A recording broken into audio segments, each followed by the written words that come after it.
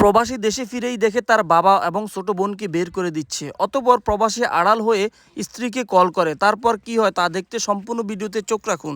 আমি এখন এয়ারপোর্টে আছি, তুমি কি করো? এই তো আমি তোমার জন্য স্পেশাল ভাবে গরুর মাংস রান্না করতেছি। যাদব, বের হ বলতেছি, বের হ বলতেছি, বের হ, বের হ, বের হ। আরে এসো না, আবার কি এই বুঝো, চুপ, একদম চুপ। তোর ছেলে কল দিয়েছে, একদম কোনো শব্দ করবি না বলে দিলাম। আমি কলটা রিসিভ করতেছি। হ্যালো। হ্যাঁ, তুমি কি বাংলাদেশে এসে নামছো? আরে হ্যাঁ, আমি তো মাত্রই ল্যান্ড করলাম। আমি এখন এয়ারপোর্টে আছি, তুমি কি করো? এই তো আমি তোমার জন্য স্পেশাল ভাবে গরুর মাংস রান্না করতেছি। ও আচ্ছা আচ্ছা, গরু মাংস রান্না করো। আচ্ছা, ওই বুনা করিও, একটু কালো বুনা করিও। তুমি তো জানোই আমি একটু কালো বুনা পছন্দ করি। আচ্ছা ঠিক আছে। আর বাবা কই? আর আমার ছোট বোনটা কি করে? হ্যাঁ, আমি কালা ভুনাই করতেছি। বাবা আর বোন ওদেরকে তো খাবার দিয়েছি, খাবার খাচ্ছে।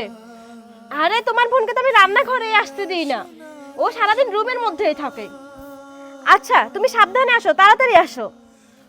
ও আচ্ছা, বাবা খাবার খাচ্ছে তাই না? ঠিক আছে, বাবা খাবার খাক। আর আমার বোনেরও তুমি অনেক যত্ন নাও না?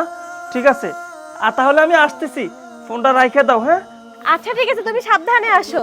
আচ্ছা এই বুইড়া, এই আপদ, অনেক জ্বালিয়েছিস আমাকে। তোদের এগুলো আমি অনেক সহ্য করেছি। তোর ছেলে বাংলাদেশে এসে নেমেছে, ও একটু পরেই বাড়িতে চলে আসবে। আর আসলে তো অনেক কিছু নিয়ে আসবে, সেগুলো তোরা দখল করে বসে থাকবি। আমি তোদের বাড়ি থেকে বের করব, না হলে আমি শান্তি হব না। আর যা আনবে তা বাপের বাড়িতেও পাঠাতে পারবো না। শোন, তোরা আমার বাড়ি থেকে এক্ষুনি বের হবি। এই এলাকার মানুষ যেন কোনোভাবেই জানতে না পারে। আর তোর ছেলের কানেও যদি এসব যায় না, তাহলে তোদেরকে একদম মেরে ফেলবো আমি। এই এলাকাতে কখনো যেন আমি তোদের না দেখি। বের হ। কিছু লাগবো না ভাবি, বের হ।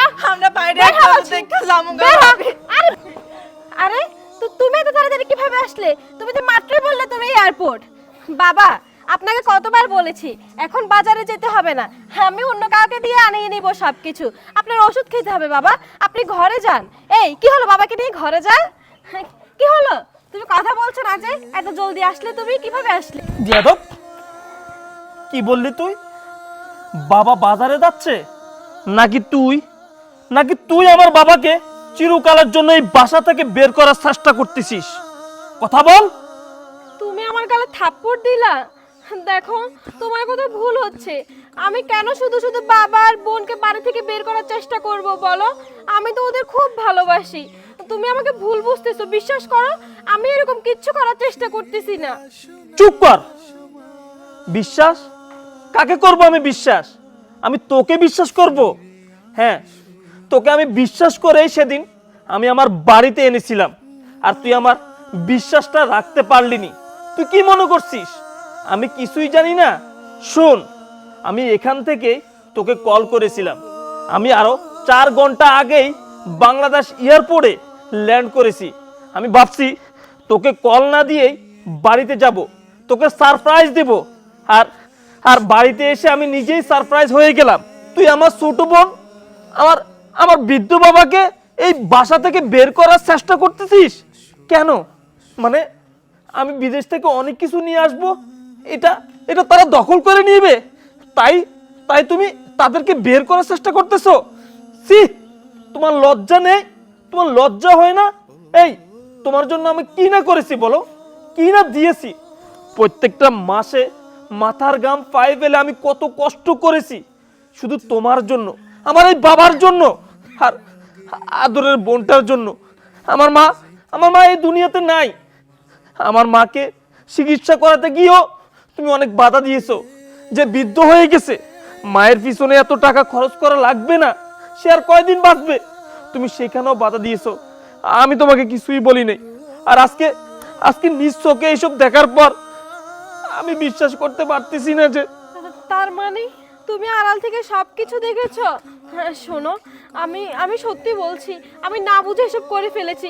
প্লিজ তুমি আমাকে ক্ষমা করে দাও না। আমি আর কখনো এরকমটা করব না, আমি তোমাকে কথা দিচ্ছি। ছাড়ো, হাত ছাড়ো আমার। তুমি তোমার হাত দিয়ে আর আমাকে স্পর্শ করবা না।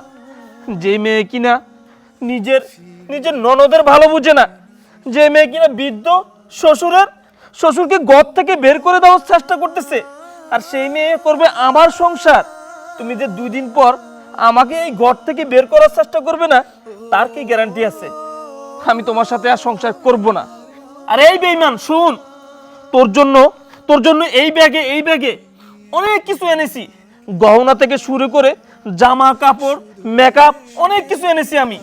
আর আর আমার বোনটার জন্য তার 10 ভাগের 1 ভাগও আনি নাই। কেননা আমি তোমাকে ভালোবাসতাম, আমি তোকে ভালোবাসি বলেই তোর জন্য এতটুকু আনছি। আর এই সমস্ত কিছু এখন একমাত্র আমার বোনই ব্যবহার করবে। তুই এসব পাওয়ার যোগ্য না। তুই এখান থেকে এখনই বেরিয়ে যা। আমার বাড়িতে একটা মুহূর্ত আমি তোকে দেখতে চাই না। যা, বেরিয়ে যা। না প্লিজ, তুমি আমাকে ক্ষমা করে দাও। তুমি আমার সাথে এরকমটা করতে কোনো পারো ক্ষমা নেই, তোমাকে আমি ক্ষমা করতে পারবো না। যা, বেরিয়ে যা। দাঁড়া বাবা,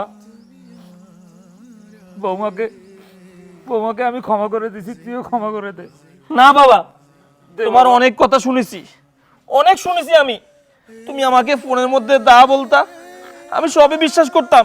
কিন্তু এখন নিজ চোখে দেখার পর আমি বুঝে গেছি বাবা, তোমার সাথে অনেক অন্যায় করছে, অনেক নির্যাতন করছে তোমার সাথে। আমি এখন দেখার পর আমি এইসব সহ্য করে নিতে পারতেছি না বাবা। তুমি বেরিয়ে যাও। কি হলো? যাও। কি হলো, দাঁড়িয়ে আছো কেন? বের হও, যা। আর কখনো যেন আমার এই সীমানার মধ্যে তোকে না দেখি।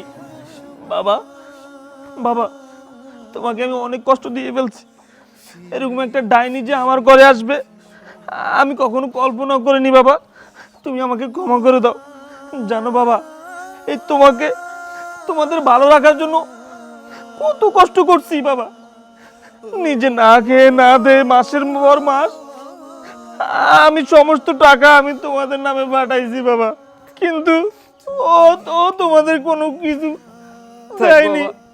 কান্দিস না বাবা, তুমি আমাকে ক্ষমা করে দাও, আমাকে ক্ষমা করে দাও বাবা। চলো বাবা, চলো চলো।